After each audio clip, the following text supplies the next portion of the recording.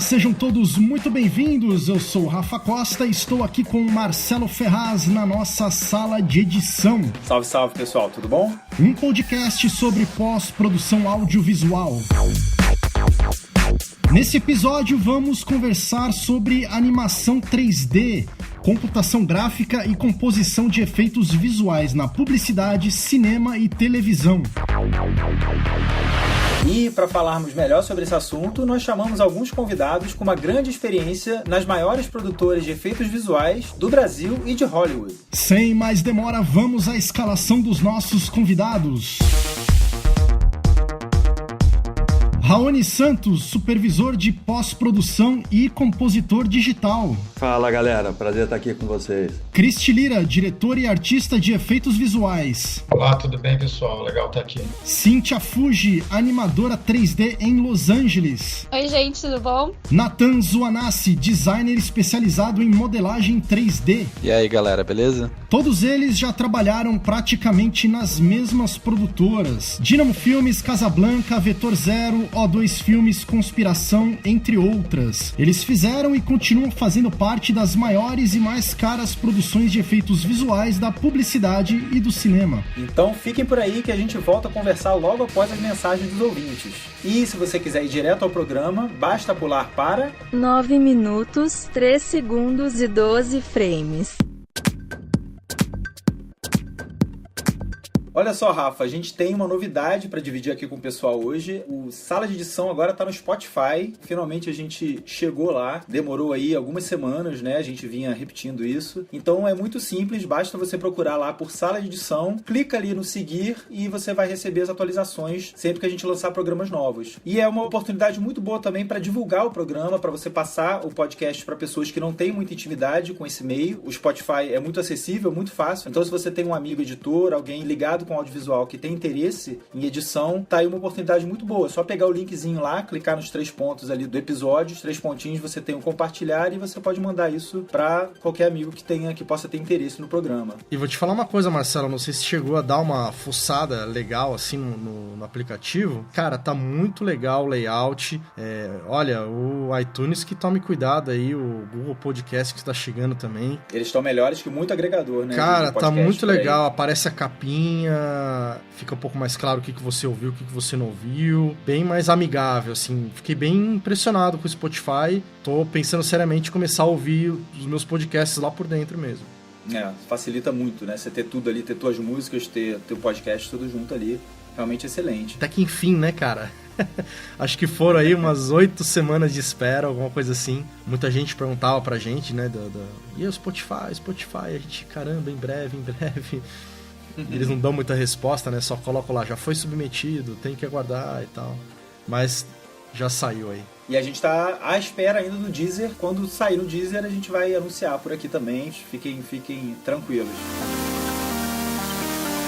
E o documentário Off the Tracks, que foi o nosso tema do 3º episódio, né? Sobre a mudança radical do Final Cut, ele teve sua data de lançamento mundial anunciada. O filme vai estar disponível a partir de 24 de julho, através de streaming. Então ele vai estar no iTunes, na Amazon e no Vimeo. A gente vai colocar no site, certamente, todos os links para ele, mas basicamente vai estar disponível no iTunes, na Amazon e no Vimeo.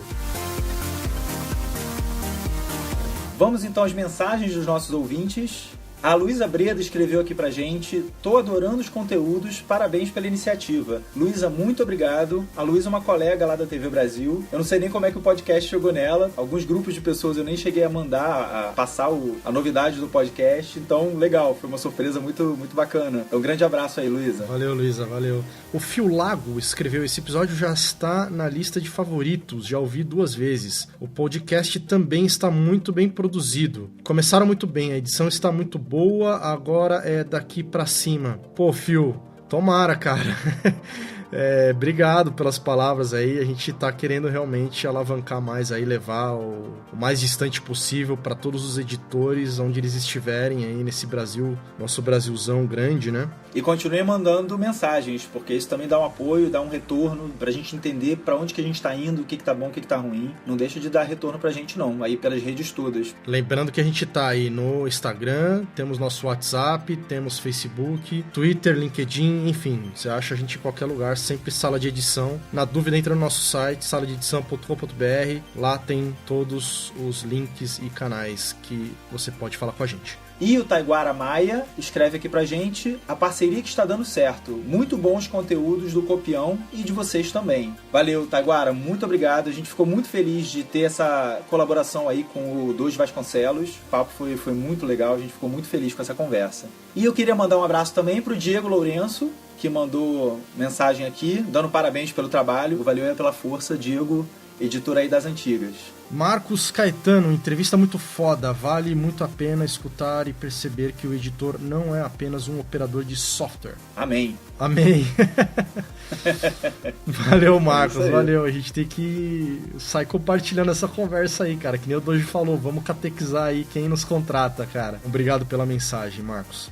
E na sequência aqui, Marcelão, tem o Gil Gonçalves, ele fala: sensacional, Doji é um cara sensacional, Copião Lab e Sala de Edição juntos é demais, parece que tem dois Dojis ouvindo as vozes, parecem iguais. Realmente, Gil. Sou eu? Com certeza, né, cara, os dois carioca ali. Cariocas carregando no X, não tem jeito, os né? Os paulistas, mano, qualquer puxada de X já fala, fala tudo igual. Valeu mesmo, Gil. Legal. Eu tive essa impressão também, Gil. Acabei não comentando quando eu tava gravando aqui com eles, mas foi engraçado. Até quando eu fui editar, em alguns momentos eu me embananava um pouco, assim. Diogo Brandão escreve aqui: que podcast absurdamente foda. Várias carinhas sorridentes. Valeu mesmo, Diogo. Obrigado, cara. E o Gustavo Lopes escreve: que demais. Quero divulgar isso. Posso? Claro, Gustavo. Muito obrigado, cara. Quem quiser, fique à vontade, passa pra frente, que só ajuda a gente a continuar aqui produzindo podcast. Pô, legal, Gustavo. O Gustavo, ele é o criador do site O Editor. É um site bem interessante ali. Ele grava muitas matérias, ele escreve. Eu já tive a honra aí de poder escrever, inclusive junto com o Alberto, que participou dos nossos episódios anteriores aí. A gente escrevia lá no portal dele, ele acabou crescendo. Hoje ele tem um site bem completão aí, muitas dicas e cursos e tal. Valeu, Gustavo, obrigadão mesmo, cara. Prazer receber essa sua mensagem aí depois de tanto tempo. Uma honra mesmo pra gente você poder divulgar o nosso podcast. E a Lorena Rivers, eu sigo pelo SoundCloud, mas hoje não vi. Gosto que tem muitas opções, vou escutar pelo site assim que puder. Pô, Lorena é uma amiga colombiana, esposa de um amigão meu de infância, o David. Um super beijo pra vocês dois e pro Luquinhas também aí, o filho de vocês. Uma honra receber a mensagem aí, Lorena. Então, e como eu falei pra ela ali eu já respondi ela nas redes, a gente tava realmente no SoundCloud, e só que o que acontece? O SoundCloud ele é uma plataforma musical, então ele tem uma série de limitações. Ele avisa inclusive nas políticas dele que podcasts e conteúdos de áudio, de voz podem, resumindo, sumir do nada. A gente estava usando o SoundCloud como mais uma opção, né? Porque a gente ainda não tinha o Spotify nem o Google Podcasts. Então, se você seguir aí no SoundCloud, basta seguir no Spotify ou no Google Podcasts, tá bom? E também tem o YouTube, tem o nosso site, tudo que a gente já falou aqui. Tem o iTunes também, tá bom? Mas valeu pela mensagem, Lorena. E a gente queria mandar um abraço aqui pro Abdon Santana, que tem trocado uma ideia com a gente pelo Instagram. E ele tem feito alguns stories indicando o podcast pros amigos. Muito obrigado, Abdon. O Abdon que esteve presente na nossa primeira leitura de e-mails, no nosso segundo episódio. Valeu, Abdon. Lembro de você aí, do seu recado. E obrigado que você está acompanhando a gente aí, compartilhando. Valeu mesmo, cara, de coração.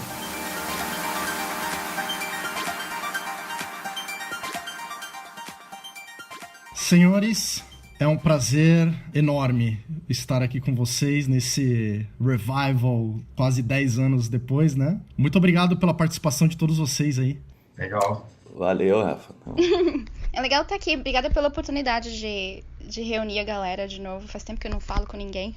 Realmente faz um tempinho, né? Bom, vamos começar aqui a dinâmica. A gente tem algumas perguntas para fazer para vocês. na apresentação aí ficou talvez um pouco confuso para quem não tá acostumado. O que exatamente cada um de vocês faz? Cara, no meu caso, eu faço supervisão de pós-produção e composição digital. A supervisão de pós-produção, ela no final das contas, ela é uma função que ela vem acompanhando a produção desde o orçamento, quase junto com o diretor, e ela tá junto também com os cabeças de cada departamento, então o cabeça do 3D, o cabeça do motion design, para meio que o planejamento do efeito. O que vai ser feito, como vai ser produzido, o que precisa ser pré-produzido para que aquele efeito ocorra da melhor maneira possível. Isso aí é uma das tarefas dentro dessa minha função de supervisor de pós-produção. E aí depois, num segundo momento, entra a minha função de compositor propriamente dito, que aí é a de juntar todas as imagens, tudo que foi captado em live action ou em 3D e transformar aquilo tudo numa cena coesa. Né? Tá, então você, na verdade, tá nas duas extremidades aí, no começo do job e no final, né? Que você junta tudo. Exatamente.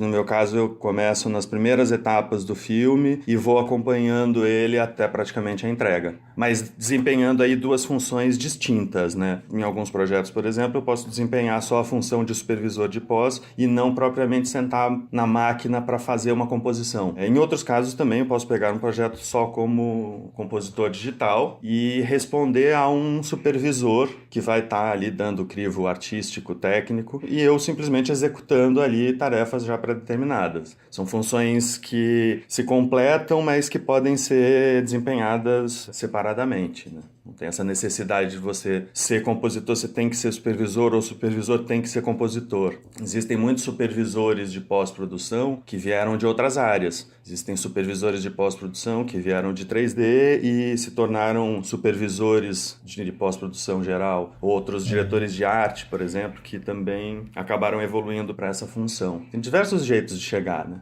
Tá, mas pra ficar um pouquinho mais claro pro nosso ouvinte aí, vamos supor aqui, entrou um job aí, sei lá, da Dolly, tá ligado? Aquela garrafinha lá que se mexe, aquela coisa bem tosca. O pessoal fala, olha, tem lá a garrafinha que fala e vai se mexer, mas ninguém desenhou nada ainda. Onde que a Cynthia entra, onde que o Chris entra, onde o Nathan entra, como é que é isso? Num primeiro momento, se eu sou a pessoa que estou sendo contactada como supervisor de pós para montar uma equipe, a primeira coisa que eu vou fazer é entrar em contato com um artista de VFX como o Christy, por exemplo, para me auxiliar em toda a parte de orçamento, de planejamento e de criação desse personagem 3D. E ficaria mais concentrado na parte de composição e, se por acaso tivesse algum chroma key, por exemplo, algum fundo verde, fundo azul para ser recortado, então me concentraria na parte de planejamento do live action. Vai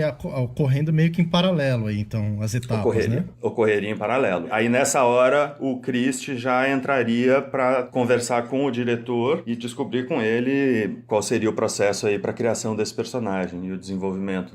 A minha cruz, qual seria a cruz que ia carregar? Exatamente, qual o tamanho da encrenca. Quer dizer, então o Chris que vai desenhar o Dolinho. Mais ou menos. Eu não tenho desenhado muito Dolinho, não.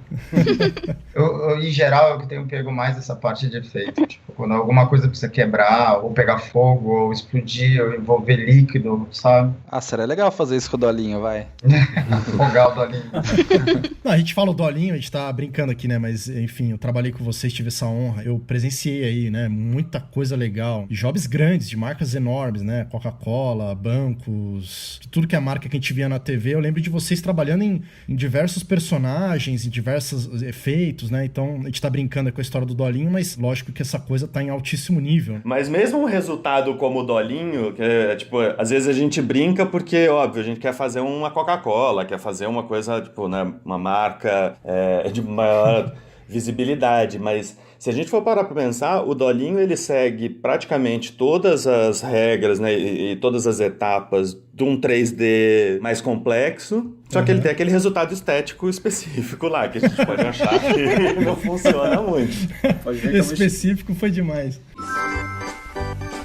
Primeiro, cria um cenário bem interessante. Objetos, legendas, efeitos especiais. Isto prende a atenção de quem está assistindo. Só pro ouvinte entender, Cris, você tava falando dos efeitos, né? Aí nessa etapa aí entrou o Job, o Raoni tá cuidando dessa coisa da supervisão, vendo ali aquele lado dele da composição. Como é que você entra nessa parada? Você tem várias opções? Depende muito do projeto, assim. Tem projetos que eu preciso estar mais próximo do começo. Se for no caso do Raoni, precisa de um certo auxílio para poder saber o que é possível, o que não é possível, o que é prático, o que não é mais prático dentro do 3D. Dentro do processo, assim, eu fico também um pouco no início e um pouco no final, porque eu acabo recebendo material que vem da Cíntia, por exemplo, para poder trabalhar, entendeu?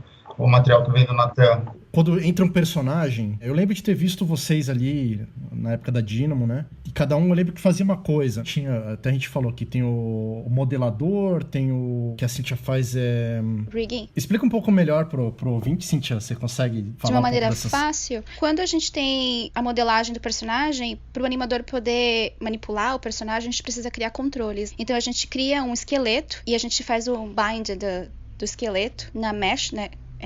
Na malha, né, do personagem, e aí o animador pode animar com os controles que foram feitos. Então tem um que desenha, faz as articulações ali, e outro que anima. Isso, tem um que cria os controles no personagem e aí vai pro animador. É que a gente tá falando meio fora da ordem, porque é basicamente assim o processo, no meu caso, que sou modelador, seria um dos primeiros processos. Então, algum artista faz o desenho, cria o personagem, aí eu pego esse desenho 2D e transformo ele em 3D. Eu interpreto ele para um personagem em 3D. Depois que eu faço isso, passa pro rig, entendeu? O Natan é o deus da parada, ele fala, haja vida. Você faz ele virar na terceira dimensão, né? Isso, eu pego os desenhos, né? Geralmente tem desenho de várias vistas e tal, e eu faço uma interpretação pro personagem ganhar vida, assim, pra ele ficar 3D. Aí depois vai pro rig, e aí, no caso, a Cíntia colocaria os ossos nele pra fazer ele mexer como se fosse um puppet, assim, sabe? Como se fosse uma marionete. Depois desse processo, o animador consegue, a partir desses controles, animar o personagem.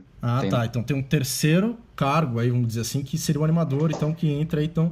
Tem o Natan, depois a Cíntia, depois um terceiro cara. E aí depois isso tudo vai pro Cris e pro Raoni. Do Cris vem pra mim. E aí esse processo todo você ainda tá sem nenhuma textura, né? Você ainda é aquele modelo tridimensional, mas você não tem textura nenhuma renderizada. Ou já trabalham com a textura nesse processo? Eu acho que isso pode ser feito em paralelo. Enquanto alguém pode estar fazendo a textura, o personagem pode estar sendo animado já, entendeu? Tem a parte de, depois de colocar os materiais e fazer o render, que seria tirar uma fotografia da animação com o produto final, entendeu? É um processo bem artesanal, pra falar a verdade. É tipo assim, o cara recebe desenho para fazer uma alavanca. Aí o Natan vai lá e modela a alavanca. A Cíntia bota a engrenagem dentro da alavanca. A gente chama um cara especializado só para puxar a alavanca. Tira uma foto dele puxando a alavanca e do pro Raoni, entendeu? Mas isso depende também muito do tamanho das produções, né? Por exemplo, na nossa realidade aqui, a gente tem um monte de produção onde o cara tem que... Geralmente ele recebe uma referência, o desenho da alavanca, mas ele tem que modelar, rigar e animar a alavanca, e no máximo ele tem um amigo que consegue tirar a fotografia. Então a gente tem um cenário muito mais generalista aqui, que vai se especializando aos poucos, mas que a galera tem que fazer um pouco de tudo. Às vezes a alavanca tem que pegar fogo também, aí a gente pode fazer feio.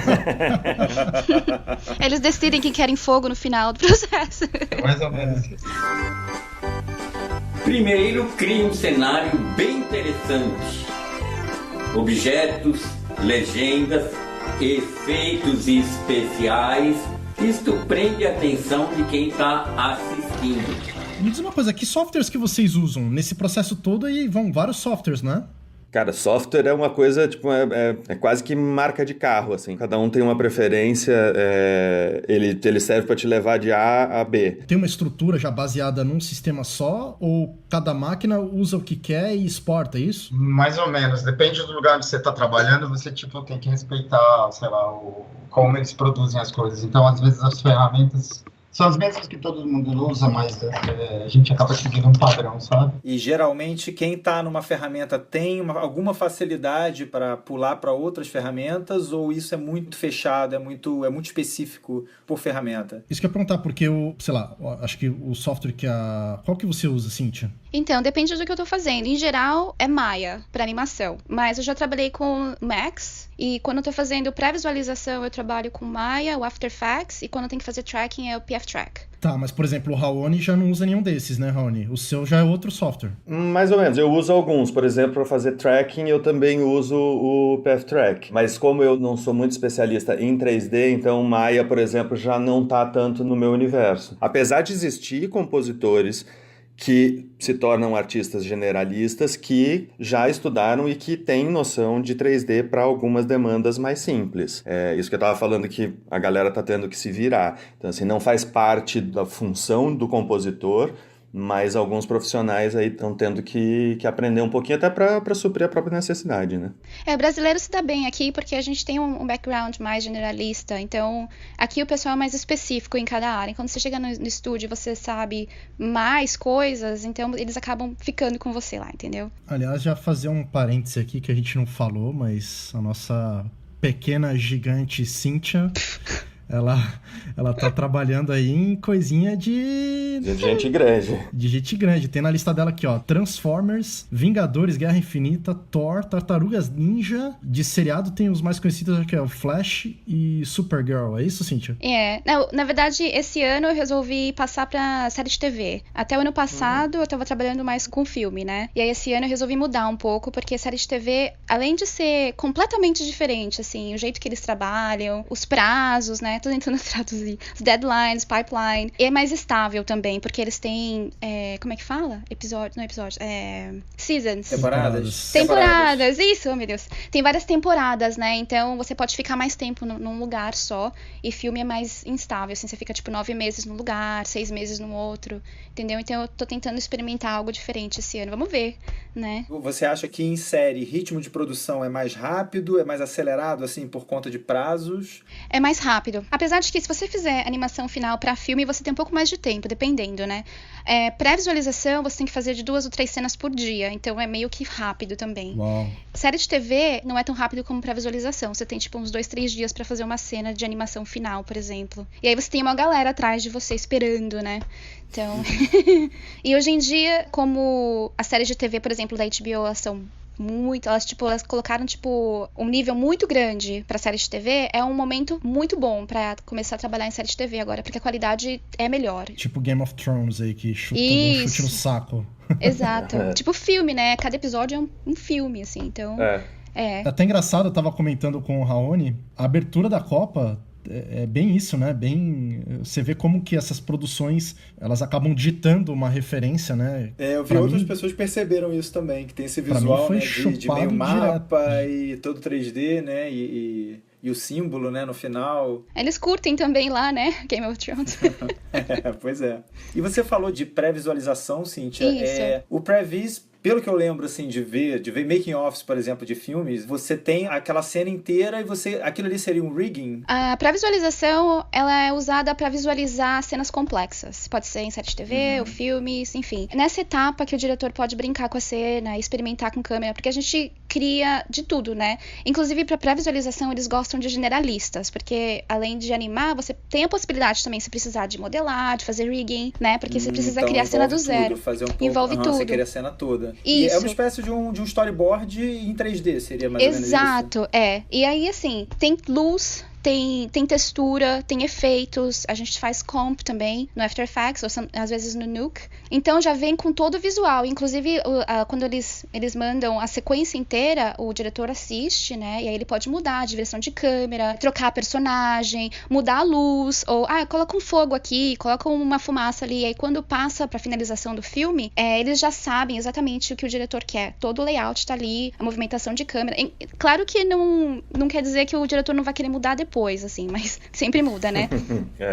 Mas, assim, principalmente hoje em dia, que tem tanto filme de ação com cenas muito complexas, longas. Vocês assistiram o novo Guardiões da Galáxia? Guardiões da Galáxia. Isso, a primeira cena... O segundo filme, eu conheço o cara que fez a pré-visualização da primeira cena do filme, que é o Groot dançando, sabe? E aí tem toda aquela cena de ação ocorrendo atrás, assim, e aí a câmera... eles tiveram que fazer pré-visualização. Você não tem como você fazer uma cena final sem planejar em pré-visualização aquilo. Imagina o custo, né, de você ficar indo e voltando, não, agora eu quero a briga acontecendo mais pra esquerda. Exato. E aí tem tudo, tem as cores cores a paleta de cores que eles querem. A Marvel é muito rígida com relação à animação. A gente tem pouco tempo pra fazer, mas eles gostam de uma animação boa. Não é tipo bloco em bloco, tem que ser tipo um bloco meio plus, assim, sabe? Tipo, tem que ser uma coisa com mais peso, com curva. E aí esse cara que trabalhou nessa cena, ele tava me falando que eles mudaram a música no meio do processo. Então ele teve que mudar a animação. E aí mudou completamente o ritmo. Mudou completamente. Animação, né? Mas trabalhar em pré-visualização é isso, muda, a gente tá lá pra mudar. Mas escuta, vocês falando, eu queria voltar um pouco naquela questão que a gente estava discutindo sobre, no Brasil, a gente ter, que nem um amigo nosso aqui, o Doji Vasconcelos fala, é o editor pato, né, que anda, nada, voa, mas não faz nada disso direito, né? E aqui no Brasil a gente tem que se virar nos 30, e aí nos Estados Unidos você me falou que as coisas são mais separadinhas, né, Cíntia? Isso. Por que vocês acham que tem essa diferença no nosso mercado? Ele sempre foi assim? Eu acho que vai mais do tamanho do projeto, porque os projetos aqui são muito grandes, então não tem como... Tem que dividir e tem que criar um processo bem fechadinho, sabe? Porque senão não rola. Tem muita grana envolvida, tem muito prazo, tem muita gente. Assim, acho que no Brasil os projetos talvez sejam menores. Assim, comerciais, por exemplo, dá pra, tipo, fazer mais ou menos, assim, ter um processo e, de repente, no próximo comercial, de repente, mudar um pouco o processo, sei lá. Não, porque eu lembro da minha época lá, que eu ainda era assistente de montagem lá na Dynamo, eu via vocês, me parecia ser bem segmentado ali, né? Isso mudou de 10 anos pra cá? Não, ali a gente sempre trabalhou bem segmentado. Naquela época era um começo desse tipo de approach, sabe? Nessa época se produzia bastante personagem na televisão. E o modo de produzir personagem é muito parecido com o modo tradicional de fazer desenho animado, sabe? É preciso segmentar bem as coisas para poder funcionar. E também a gente estava falando de produções grandes, né? Em São Paulo, produções de agências grandes numa produtora que na época estava sendo considerada uma das produtoras emergentes. Então, assim, era uma realidade diferente também de outros polos, tipo Belo Horizonte, Porto Alegre, Salvador, que a realidade ainda não era aquela, né? Mas o processo hoje é segmentado aqui também. Só que, como a Cíntia falou, em geral, o artista aqui, ele tem essa possibilidade de navegar, né, entre uma área e outra, assim. E como é que funciona, eu sempre fiquei curioso disso daí, como é que funciona esse processo de especialização? Como é que o sujeito, por exemplo, entra no 3D? Ele faz uma faculdade de cinema, de design, de artes gráficas, e como é que foi isso com vocês? Assim, de repente fala, bom, eu vou fazer isso, começou a mexer com After Effects, depois você decidiu, não, vou fazer rig, vou fazer modelagem. Como que é isso? No meu caso, eu sempre fiz 3D. Ah, é? Quando eu já comecei fazendo 3D. As outras coisas eu aprendi no decorrer do processo de ter que fazer 3D, sabe? After Effects, Photoshop, esse tipo de coisa. Eu aprendi essas outras coisas para poder ajudar a fazer um 3D melhor. Mas tem background de todo tipo. Tem gente que vem de faculdade, de arquitetura e tal. Ou seja, não existe um caminho pré-determinado ali. Você para ser um... Eu penso pela minha cabeça. Vou entrar num curso de 3D, né? Não é bem assim, né? Porque deve ter... Não, hoje em dia é válido. Hoje em dia é bem válido. Porque ficou mais fácil de aprender. A ferramenta é mais simples, de uma certa forma, mais artística, sabe? Então, é possível numa escola você, sentar em um ano, você, aprender o suficiente para poder trabalhar na área. É que hoje em dia, assim, pelo menos na época que eu comecei, assim, os cursos eram muito mais técnicos. Então, você entrava numa escola para aprender a mexer no software. A gente fez faculdade junto, eu e Natan. Então. Olha, sério, que legal. Na verdade... Mesma sala, isso. Na verdade, eu entrei meio que por causa da Cíntia. Porque... Minha culpa. Porque a gente fazia design, né? E aí ela trabalhava numa produtora que eles abriram uma vaga e ela perguntou se eu não tava afim, assim. Eu tinha um pouco de preconceito com o 3D, assim. Eu achava que era uma coisa meio dura. Foi mais ou menos na época que saiu aquele DVD do Animatrix, sabe? Tinha uns 3... Na época que saiu Cassiopeia. Um pouquinho antes. 30 anos atrás. Aí, no seu caso, antes, né? Mas aí eu falei, nossa, dá pra fazer uma coisa. Tipo, dá pra fazer alguma coisa que não parece plástico, sabe? E aí eu meio que entrei nessa, assim, acabei gostando bastante, mas é que na nossa época, que nem eu comecei a gostar de 3D, eu fui fazer um curso de Maya, no caso. Então você aprende Maya. Hoje em dia tem escolas aí que ensinam meio que a parte mais artística, sabe? Não tão focada na ferramenta, mas mais no desenvolvimento de um artista 3D, entendeu? Com conceitos e tal. Na nossa época não tinha isso, era uma coisa mais técnica mesmo. E como o Chris falou, hoje em dia os programas são mais artísticos, assim, as ferramentas vão evoluindo e vai ficando mais fácil. Você se preocupa mais com a parte artística e menos com a parte técnica. Na época que eu comecei, a gente nem esses cursos técnicos tinha. Ou você pegava o manual e achava alguém que sabia mexer, que topava sentar ali e te ensinar. E tinha os livros, né? Os livros de inglês que a gente tinha. Isso tudo pré-YouTube, né? A unha do tempo de fazer comp com cola... Quase isso. Mas Colagem. eu cheguei a conviver com essa galera que veio desse tempo. Fazia comp com cola. Que fazia comp com cola. Eles chegaram a virar pra mim e falar assim, nossa, hoje em dia é tudo tão mais fácil. E a gente tinha 6 layers pra fazer uma comp. Fazer um lettering tinha que recortar as letras antes, né? Tinha. A gente tinha que cortar uma cartela, o letreiro de um filme. Às vezes a gente vinha da agência, você tinha que cortar ele no meio, porque os scanners não eram grandes o suficientes pra caber inteiro. Então você cortava, escaneava metade, a outra metade, e aí depois no Photoshop você apagava a emenda. A coisa era bem precária. No Paint, né? Apagava no Paint, depois colava no Paint. O Paintbrush ele só tinha um undo, eu lembro até hoje disso. Nossa. Você tinha direito a um undo, mais nada. Como assim, né? Como é que se vive com um undo? Não, e mesmo assim tinha undo, né, cara?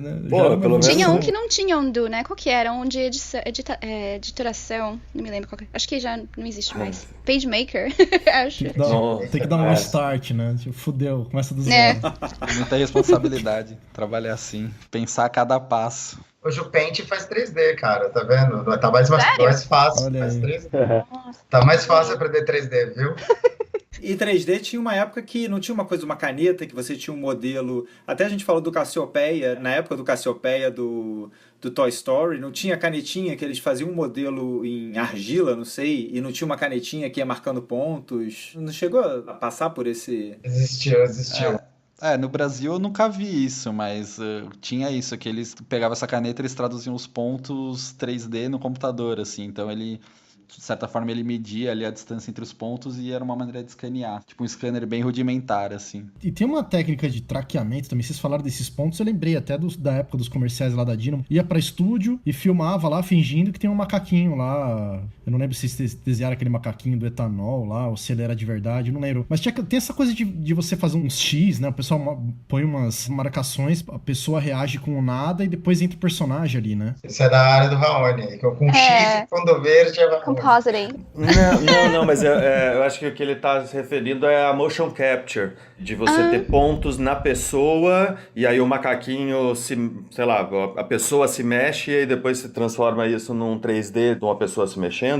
O que você faz com o Gollum, isso que você tá falando, Rafa, o Gollum ou o King Kong. Sim, que você trabalha com coisas que tem pontos e aí quando você se movimenta, os pontos, a referência do movimento são aqueles pontos, né?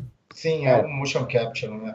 Ah, tá. Eu pensei que ele tava falando de live action com posição, com 3D. Mas qual a diferença? Explica pro ouvinte, quais são as opções que existem aí nesse caso? Que são duas coisas diferentes, né? Tem esse daí que você coloca os pontos, você tem um movimento de câmera, que é o tracking que o pessoal tava falando. O computador faz um cálculo da movimentação dos pontos e você passa essa câmera para dentro do computador. Então vamos supor, você tem um personagem 3D interagindo com o personagem real e tem um movimento de câmera. Aí você consegue pegar esse movimento para dentro do Maya, por exemplo, e você colocar o seu personagem 3D, ele vai interagir com a pessoa. E tem também o do motion capture, que é uma coisa mais avançada, que é o esquema do Gollum lá, do Planeta dos Macacos, que... Avatar, que o personagem se movimenta e o processo, assim, acredito que com seja aquela o mesmo... roupa marcadinha. Isso, que aí ele transfere a animação do personagem pro personagem 3D. Assim, eu acho que o conceito é parecido, mas são coisas diferentes. E é uma coisa meio ao vivo, né? Uma espécie de um render... Quer dizer, você já tem um modelo ali, claro, sem textura, mas o modelo já tá ali no computador, não tem isso? Pelo menos o Avatar...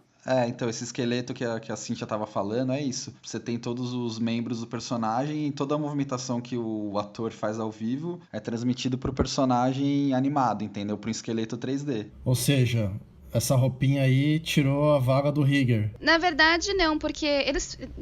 Chegou uma época, né, o pessoal falando, porque o motion capture tá aí, então a gente não tem mais animador. Na verdade, a gente tem que limpar todo o motion capture, porque vem todo... Assim, tá melhorando, assim, mas ainda você tem que animar as mãos, os pés. Eles têm motion capture pro rosto, mas você tem que melhorar. Então ainda precisa do animador. Dá aquela lapidada, né? Isso, é. Quando a inteligência artificial chegar, não vai precisar mais. Não Mas precisa aí de vai mais acabar ninguém. pra todo mundo, né? Não vai ter mais nenhum trabalho praticamente. A diferença dessas duas, a semelhança, pelo menos, dessas duas que a gente estava falando de motion capture e o camera tracking, aí a semelhança termina no fato de que os pontos servem para passar informação para o computador. Porque dali para frente o resto é completamente diferente, né? O Nathan estava falando, uma coisa é o computador entendendo qual é a movimentação da câmera e a outra coisa é o computador entendendo qual é a movimentação do personagem. Do ator, né? Do ator, exatamente, do ator ali na frente. Então em muitos casos você vai ter as duas coisas juntas. Você vai ter um motion capture com um camera tracking. Então você vai fazer o tracking para descobrir qual é esse movimento da câmera e junto com isso, o computador também vai precisar das informações do motion capture para entender o que o ator fez e transformar aquilo num personagem 3D que respeita a câmera também. Vou usar um pouquinho de cada. Ou às vezes nenhum deles, né?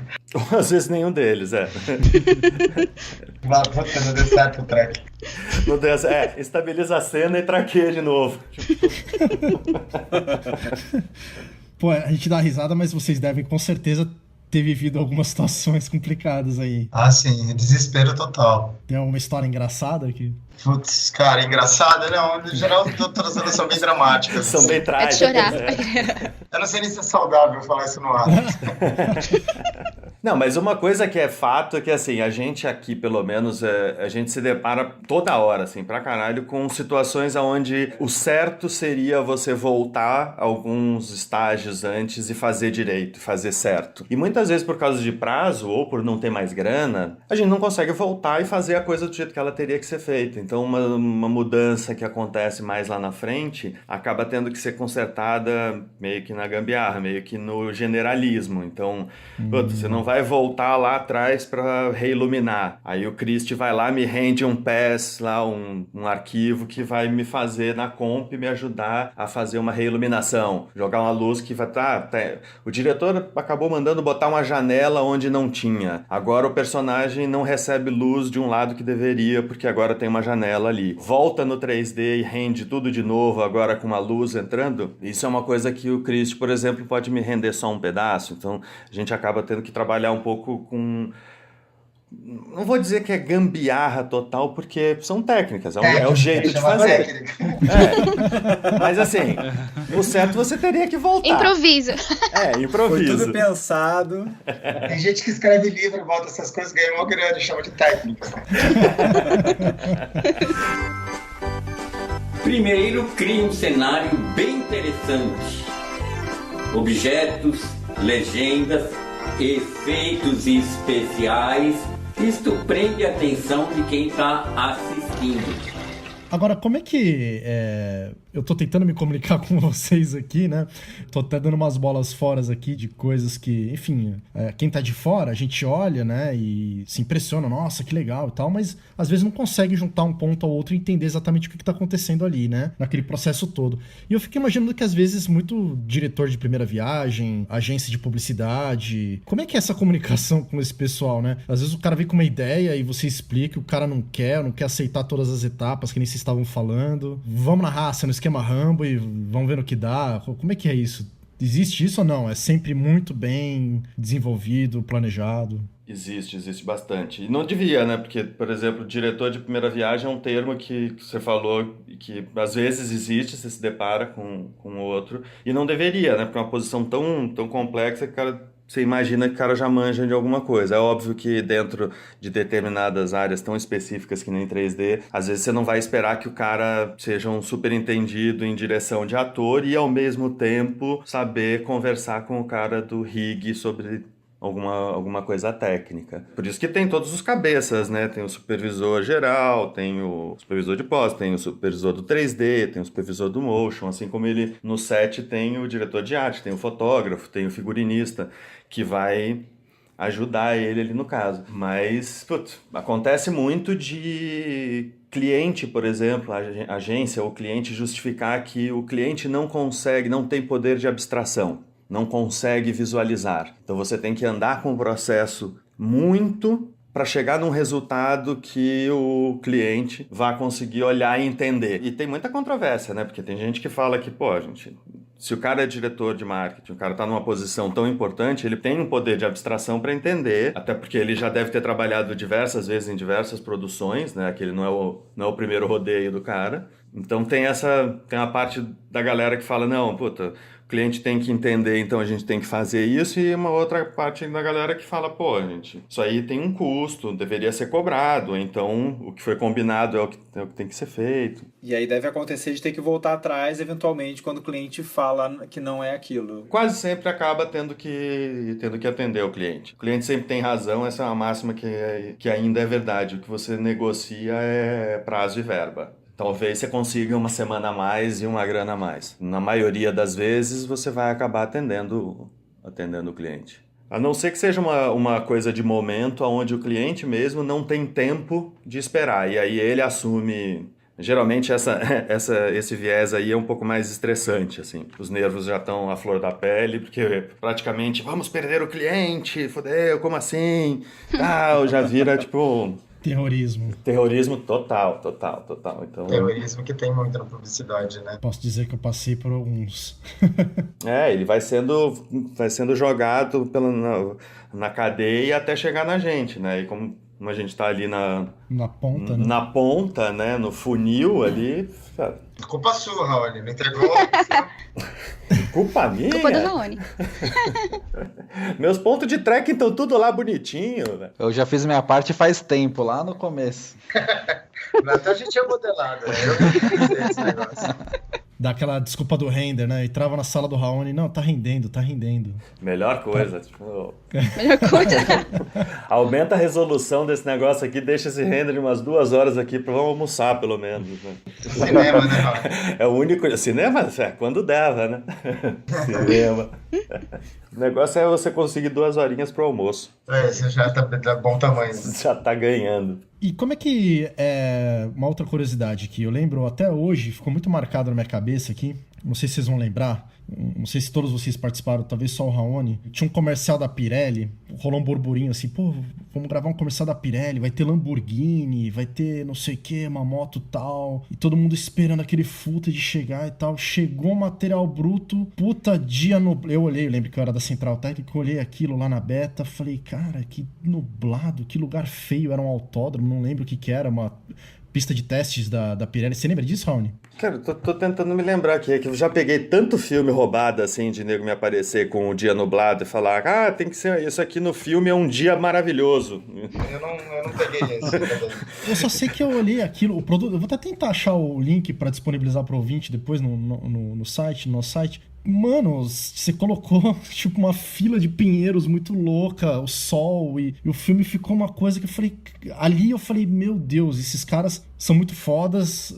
a técnica, eu não tinha essa consciência do que era possível se fazer, né? A gente tá falando de 10 anos atrás também, né? Mas enfim, se você não lembra, perdeu a graça. Né? Me fodi.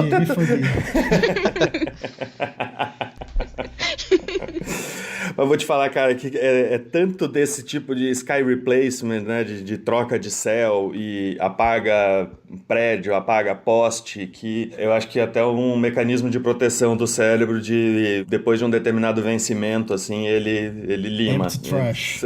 Tipo um empty trash, porque, nossa, todo dia, quase, todo trabalho tem alguma coisa que apareceu na cena e não era pra aparecer. Ou que era pra aparecer e não tava lá, né? E hoje em dia, eu acho que os efeitos de um filme, pelo menos de programas de televisão, a grande maioria deve ser esse tipo de coisa, né? Coisas que passam desapercebidas, que não são chamativas, né? Você tirar poste, você mudar não sei, apagar alguma coisa. Eu acho que quase tudo hoje na televisão é um efeito, sabe? Não tem mais nenhuma cena que você vê que ela não tem uma intervenção. É verdade. Não tem cena na TV sem pós-produção. Sem algum tipo de pós-produção. Nem que seja para melhorar, retirar, consertar, sabe? Sempre tem alguma coisa. Até o 3D, que é uma coisa que a maioria da galera tem na cabeça, o super-herói, o robô, o monstro. Muitas vezes vê 3D todo dia na TV, no comercial, e não faz a menor ideia que aquilo é 3D, né? É a lata do refrigerante, é uma mesa, é uma cadeira lá no fundo, às vezes é um fundo inteiro, sabe?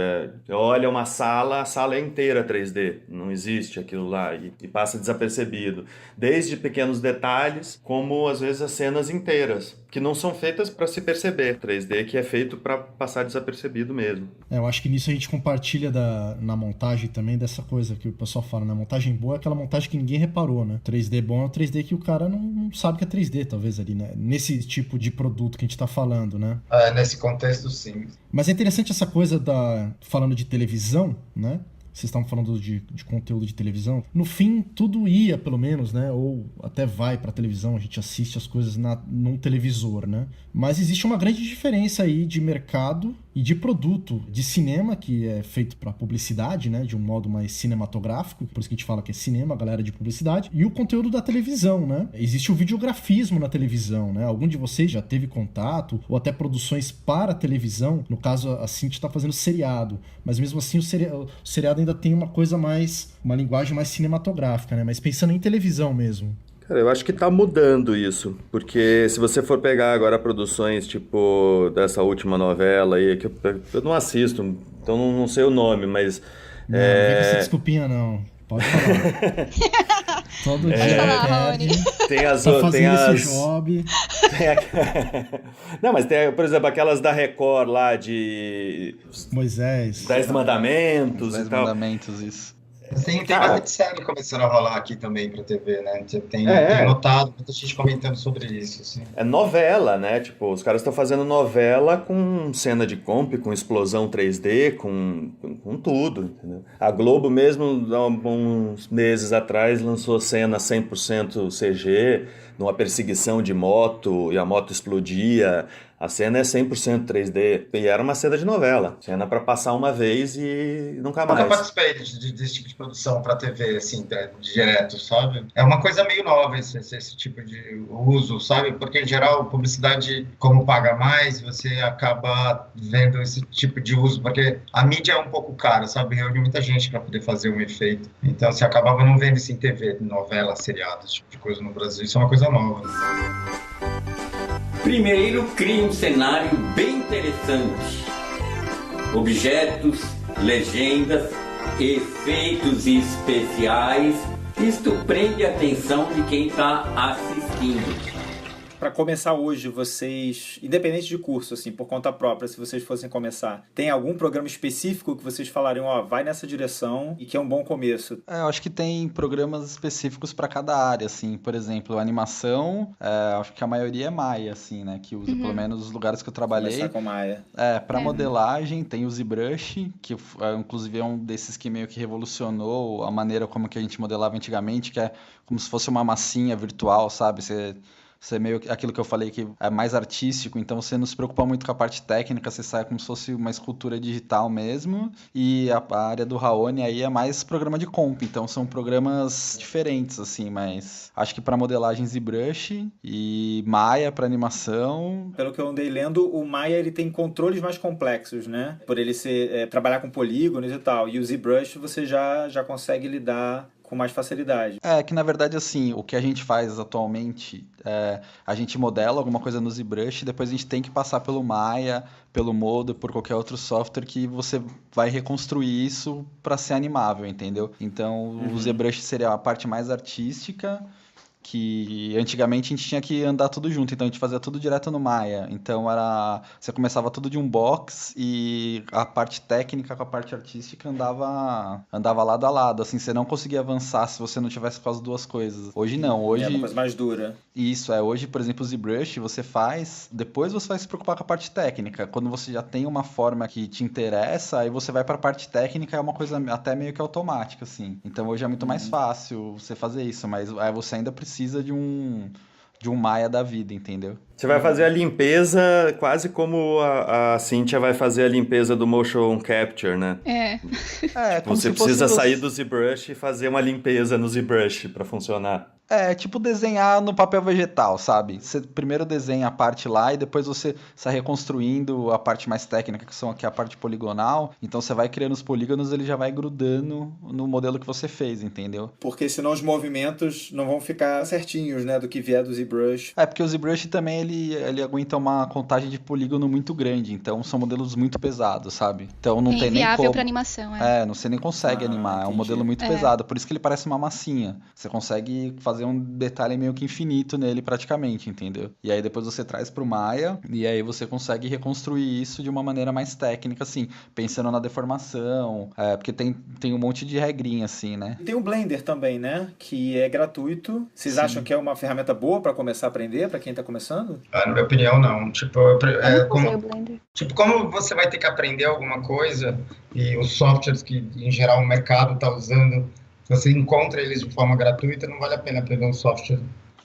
Talvez como interesse pessoal para aprender 3D como um geral, ele é uma ferramenta válida, mas se você pretende trabalhar na área, é melhor você aprender com uma ferramenta que vai te dar dinheiro no futuro, entende? É que os estúdios usam, Então, por exemplo, a minha área, que é a parte que é a modelagem, é a que você consegue sair um pouco da pipeline do estúdio, porque você consegue exportar um modelo e funciona. Eu, por exemplo, uso o Modo, eu não uso o Maya para modelar. Tô faz um tempo já de olho no Blender, ele parece muito bom e parece que está sendo mais usado agora. Então, não sei, eu acho... Eu tô de olho nele, assim, eu acho que em algum momento eu posso começar a mexer nele, assim, porque ele tá melhorando bastante, mas assim, pra parte de animação, né, o que a Cynthia faz, você tem que estar no estúdio que use o Blender na pipeline, coisa que eu não trabalhei nenhum até hoje, entendeu? Todos os lugares que eu trabalhei usaram Maya, então para essa parte mais fechada, a modelagem é um pouco mais aberto assim, entendeu? Acho que até por isso que o ZBrush se encaixou tão bem, porque é uma parte que você pode fazer independente da pipeline, você faz, como estuda, assim, a hora que você chega na forma legal, você modela, você só facilita o processo de modelagem do como era antigamente que você fazia a partir de um box, entendeu? E aí o estúdio já pode pegar o teu projeto de ZBrush e jogar para o Maya, por exemplo, e seguir pelo pipeline deles, né? O que eu faço é isso, por exemplo, eu uso sempre o ZBrush para modelar, e aí depois quando eu transformo em polígono, eu coloco no Maya, para pipeline, aí tem todo um processo, que aí depois vai pro rig, e aí é tudo feito no Maya, entendeu? A modelagem é mais flexível, né, nessa parte. Eu acho que é mais flexível. Até por isso que eu nem uso Maya, assim, muito, né? Eu evito. Que ele é xiita do Modo. O Nathan usa Modo já faz quanto tempo já, Nathan, que você usa o Modo? Desde que o Modo existe. É verdade. Eu lembro, Tipo isso. ele defendia o Modo. Não, usa o ZBrush, usa o Modo. Ele ligou pro cara do Modo. Eles pagam marketing pro Nathan. Mandou fazer o Modo. Acionista. Quem me dera, viu? Pelo menos eu não precisava pagar pra usar ele, né? Acho que ia ser melhor. Pois é, e em relação a valores, e geralmente esses programas, eu acredito que na maioria das versões pagas são modo de assinatura, né? Ou você tem algum que você pague indefinidamente? A maioria é uma assinatura de 1 ano. Eu sei que o Paintbrush é de graça. O Paintbrush é de graça. O Blender também. O Maya também é de graça, se você for estudante. Tem o Learn Edition. Ah, interessante. Você consegue instalar e ele não tem limitação nenhuma. Você faz tudo que você faria num software comercial e você não precisa pagar por ele. Você tem uma assinatura de 3 anos. Puxa, excelente, hein? É bem legal, assim. Muita gente tem usado para aprender. Por isso que eu não acho que vale a pena utilizar o Blender, no caso, se você estiver iniciando, sabe, no 3D, e você quer aprender uma ferramenta genérica para poder saber como que funcionam as coisas, eu acho que mais jogo é começar no Maya. A mesma coisa acontece em comp. Você tem o Fusion, que é um software de comp gratuito, que se você quiser a versão com mais coisas, você paga um valor pequeno, mas enfim, ele é gratuito, só que o mercado não usa. E aí você tem o Nuke, que o mercado agora brasileiro está usando bastante, assim, tá todo mundo a maioria tá usando o Nuke, pelo menos aqui nesse mercado daqui de São Paulo, que tem versão não comercial, que você pode instalar de graça e vai aprender todas as ferramentas. Então, você fica meio naquela também, eu concordo com o Christian. Já que eu vou demorar um tempo ali, me dedicar para aprender, eu vou no que me dá maiores possibilidades, né? Já vai no valendo, né? Já vai no valendo. Só pra deixar claro, se eu fosse aprender hoje, eu usaria o Maya também, mas eu acho que não dá pra descartar o Blender, assim, porque eu acho que ele tá evoluindo bastante. Nem o Modo também, não pode descartar. E o Modo? Não trai o Modo. Não pode fazer bullying com o Modo. E esses softwares todos se comunicam facilmente? Mais ou menos. Como é que é? Você olha o cara do Modo e fala, ih, caramba, lá veio o cara do Modo. Na verdade, assim, tem os formatos que conversam entre eles, entendeu? Então, tem o OBJ, que todos os softwares leem, inclusive os de comp, e tem o FBX, que é um formato que é da Autodesk, né, que é a empresa que faz o Maya, que ele vai com animação e tal, e tem também, agora estão aparecendo outros formatos, assim, tem o Alembic, que é um formato open source, se eu não me engano, que também ele vai com, que é um cache, né, que ele vai com todas as deformações, que também, acredito que todos os softwares leem hoje em dia e que é muito mais leve até do que o FBX. E como funciona essa questão? Eu tô perguntando porque eu lembro, na época, existem as render farms. Qual que é a relação disso? Você tem uma estrutura que não é só a sua máquina, né? Quanto que entra a render farm nessa história? E o que é uma render farm? Explica pra gente aí, Cris. Basicamente é um bando de computador ligado na rede, que todos eles têm o software que você usa. Então, quando você precisa produzir um volume muito grande de material, por exemplo, uma animação, ou calcular alguma coisa muito pesada, então produzir uma comp muito pesada, isso não é produzido na sua máquina por causa da velocidade, porque senão você vai passar um ano produzindo aquilo. Então, esse trabalho é dividido por máquinas. Cada máquina faz um pedaço do trabalho e, no final, todas elas depositam esse processo num lugar só onde você tem o trabalho inteiro. Entende? Isso agiliza o processo. Mas essas máquinas, elas conversam com o Maya, com o Modo, com o ZBrush, ou só o Maya usa? Todo software que simula e renderiza, em geral, que a gente usa, ele tem essa possibilidade de você colocar ele em rede. O software de modelagem, como é um trabalho muito mais artesanal, onde tipo, uma pessoa só acaba produzindo a peça inteira, ele acaba produzindo mais no computador dele, entendeu? A pessoa que é freela para trabalhar, digamos, com 3D, você tem a figura da pessoa que trabalha em casa e que consegue dar conta de um determinado job com a máquina de casa, ou você geralmente vai estar associado com uma produtora, vai estar associado com um estúdio para poder trabalhar com 3D? Isso depende do caso, eu acho. No meu caso, é muito difícil produzir algo em casa, porque o tipo de trabalho que eu faço necessita de processamento. Então, as máquinas que eu normalmente uso, elas são caras demais para comprar, entendeu? Então, normalmente é a empresa que tem que fornecer. Tem pouca coisa que eu consigo produzir em casa, mas nos outros setores é possível fazer isso.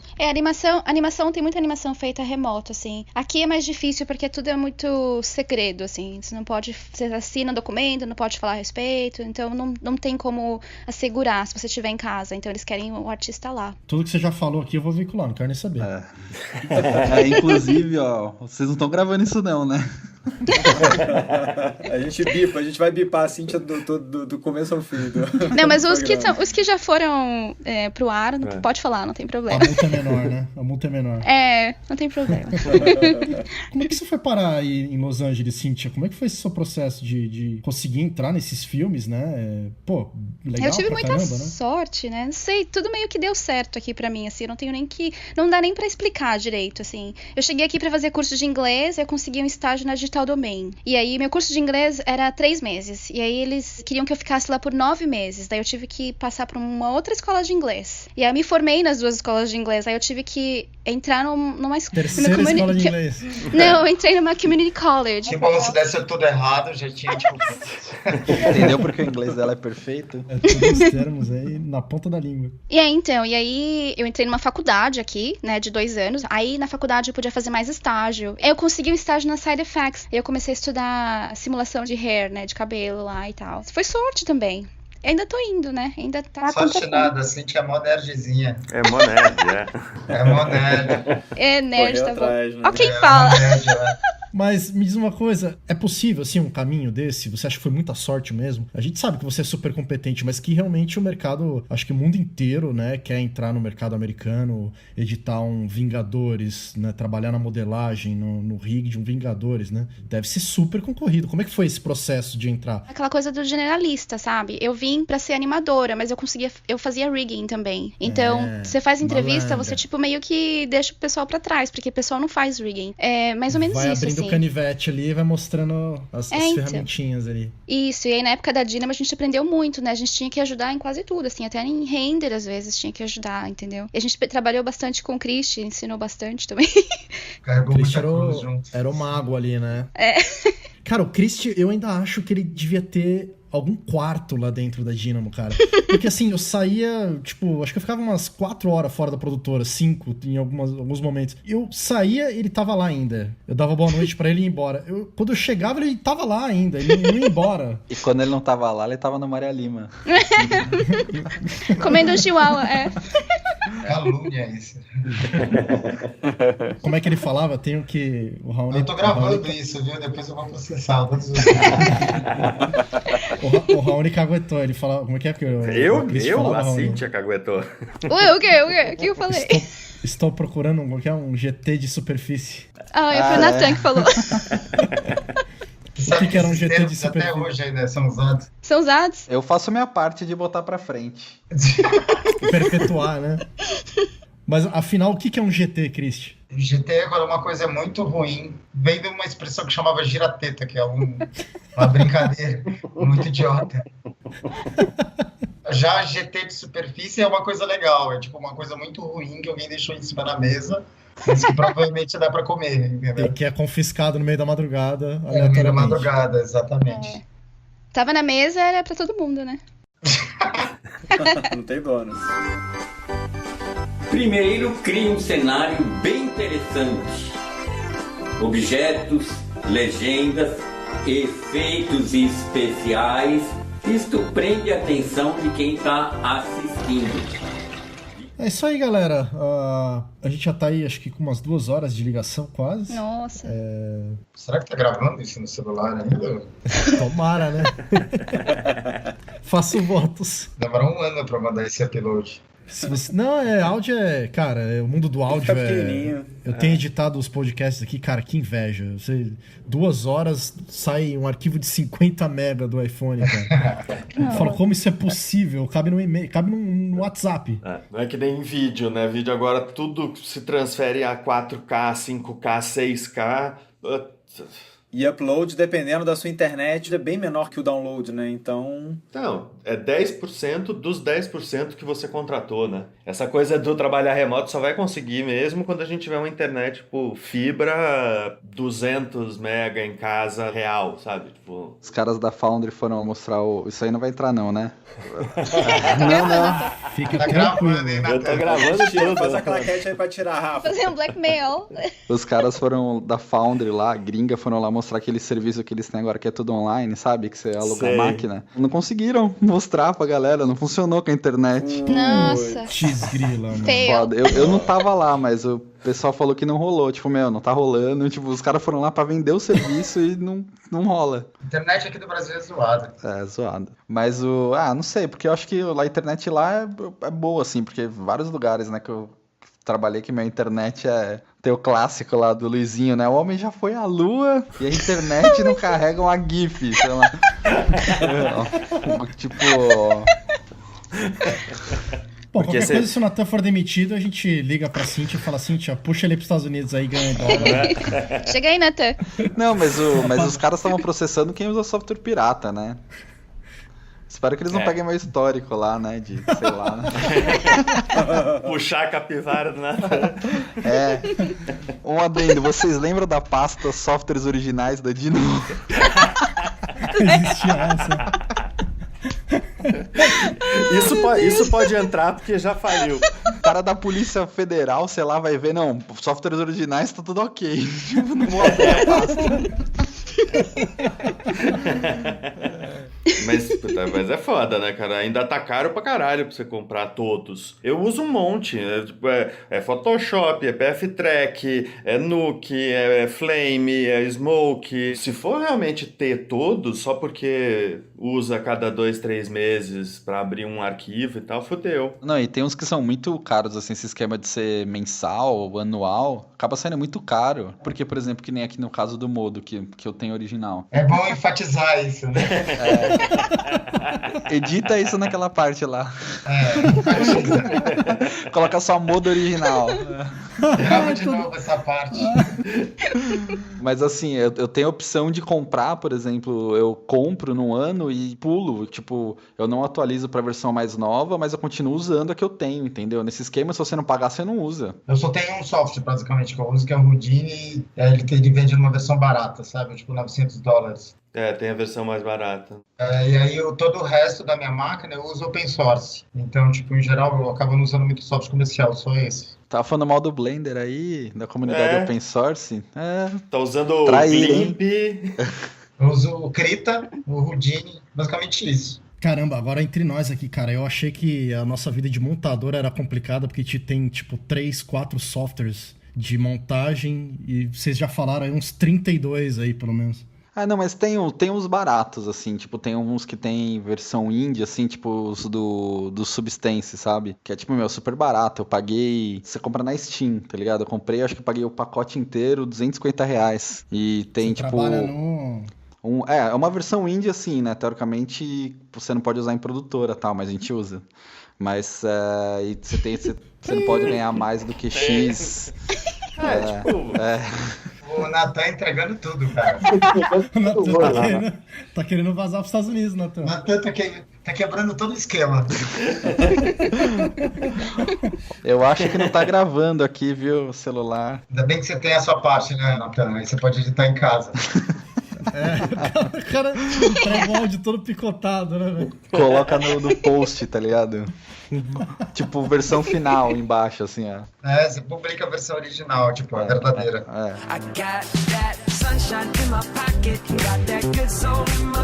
Galera, muito obrigado mesmo de coração. Eu fiquei muito feliz quando todos vocês toparam. Sério mesmo, é uma grande contribuição aí nessa nossa missão aí do Sala de Edição, de estar falando sobre a pós-produção, levando isso aí para um público que não tem acesso às vezes, né, a essas grandes produtoras e essas técnicas que não têm a experiência que vocês têm. Então eu agradeço muito de vocês terem guardado esse tempo para poder conversar e levar isso para frente. Legal. Obrigado, cara. Obrigada. Boa sorte com o canal aí. E foi bacana conversar com o povo depois de 10 anos, né? Você também, cara. Eu tava com saudade de contar com vocês. Faltou o Farna, né? Isso é legal. Pô, Farninha, grande abraço aí, né? Nosso ex-colega. Tá fazendo uma falta danada aqui. É pai agora, né? Outras responsabilidades. Pois é, tá aí na gringa também, né? Tá todo mundo indo pro exterior. Tem bastante gente. Galera, sucesso aí pra vocês, todo mundo aí. Principalmente pro Natan. Muita sorte. Um abraço, galera. Então. Bola. Gente, valeu mesmo. Prazerzão aí. Brigadão aí pelo papo, pela troca. Prazer aí de conhecer vocês.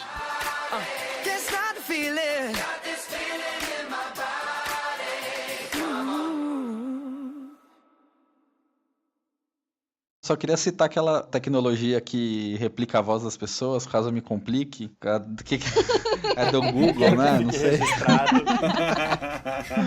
Qualquer coisa, bota a culpa. O Rafa estava interessado em baixar esse programa aí, eu vi ele falando um papo desse de replicar a voz. Eu acho que ele comentou comigo também. Ele até pediu pra falar o abecedário, não sei. Achei meio estranho. Você não entendeu registrado, né? Assim que é mó nerdzinha. É mó nerd, É mó nerd. É nerd. Correu atrás, né? É mó nerd. Eu lembro que era difícil bater ela no Mario Kart. Disso eu lembro. E ela segurava o controle de uma maneira bizarra e ganhava. Era eu? É verdade, cara. Era o dedo de pinça, lembra? Dedo de pinça, exato. Não era eu. Era a Lu. Acho que era você, não era você, não? Não era. era! Eu lembro que a gente tirava sarro dela por causa disso. Ai, tomara que ela não ouça confundi, isso, né? então. Eu gostava do Bowser, é só isso, assim. Eu jogava bem. Saiu essa semana uma pesquisa dizendo que acho que o melhor personagem é o Wario. Parece que era alguma pesquisa Não, era o científica pior, aí cara. A que gente não fizeram. usava o É o Wario. pior. Não. Ninguém usava Sim. o Wario. Pelas medições que eles fizeram, saiu essa notícia aí, que seria É o mesmo? Wario, sei lá por que motivo. Fake news. Isso é fake news.